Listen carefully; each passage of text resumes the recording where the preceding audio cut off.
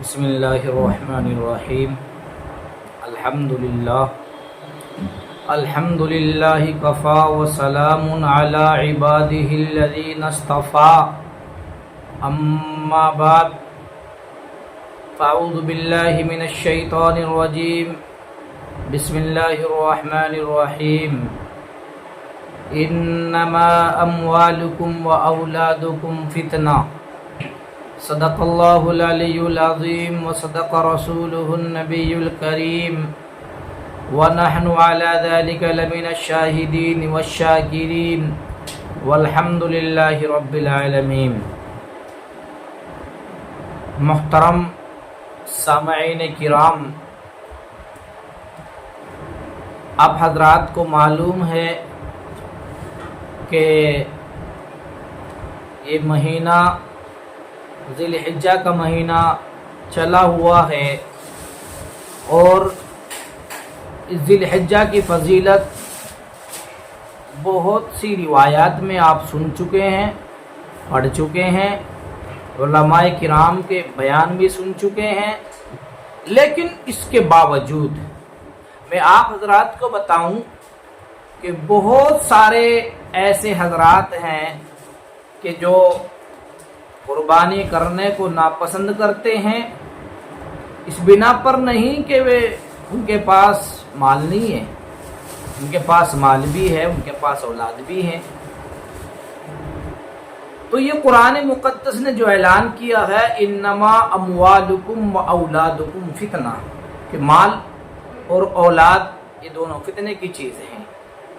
مال فتنہ تب بنتا ہے جب اس کی زکوٰۃ نہ نکالی جائے یا قربانی کے ایام میں اس مال میں سے قربانی نہ دی جائے۔ اس لیے نبی علیہ السلام کا فرمان ہے، جس حدیث کا مفہوم میں آپ حضرات کو بتاتا ہوں۔ نبی پاک صلی اللہ علیہ وسلم نے ارشاد فرمایا، تم میں سے جو استطاعت رکھتا ہو وہ قربانی نہ کرے، اس کو چاہیے کہ وہ ہماری عیدگاہ میں نہ آئے۔ اللہ کے نبی نے اسے منع فرمایا ہماری عیدگاہ میں نہ آئے۔ یہاں ہم یہ رونا رو رہے ہیں کہ ہمارے پاس مال ہی نہیں ہے۔ کوئی کہہ رہا ہے کہ جی مال تو ہے لیکن میں قرض دار ہوں، حالانکہ اگر دیکھا جائے اس کے پاس اس مال کو یعنی جو استعمال کر رہا ہے، کہ بہت ساری چیزیں جو گھر میں استعمال کرتے ہیں وہ چیزیں اس کے پاس موجود ہیں، لیکن قربانی کرنے کے لیے پیسہ موجود نہیں ہے۔ وہ یہ رونا رو رہا ہے کہ میں تو قرض دار ہوں، میرے پر قربانی کیسے واجب ہو گئی۔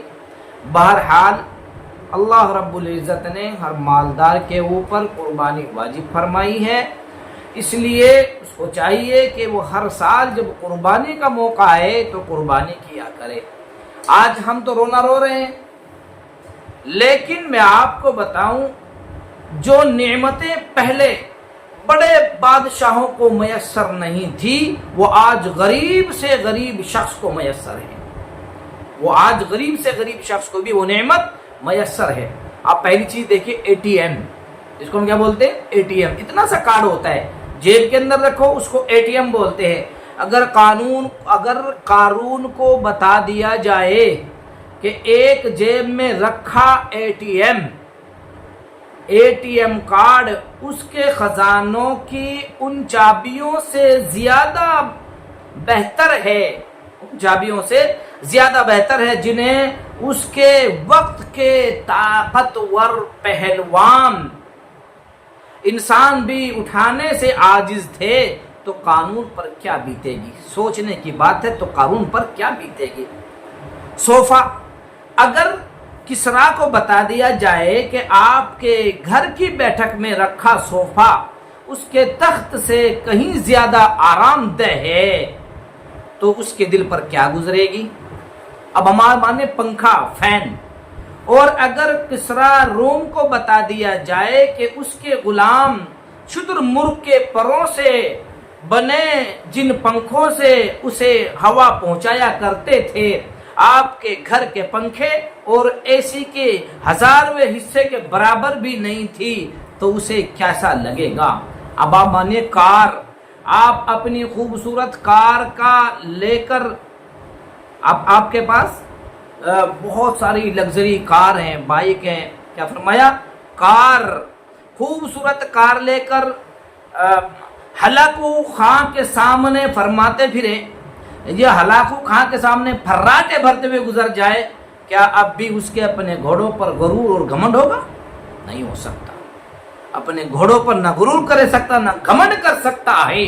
अब एक चीज हमारे सामने फ्रिज, हरकुल बादशाह खास मिट्टी से बनी सुराही से ठंडा पानी लेकर पीता था, तो दुनिया उसकी साइशता पर, इस आसाइश पर हसद किया करती थी। तो अगर उसे आप अपने घर के फ्रिज का पानी पेश करेंगे तो वो क्या सोचेगा? समझने की बात है।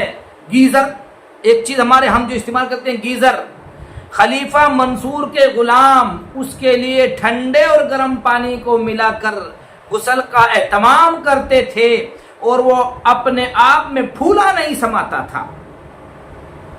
कैसा लगेगा अगर उसे आपके घर का हीटर या गीजर देख ले या पता चल जाए तो उसके ऊपर क्या गुजरेगी।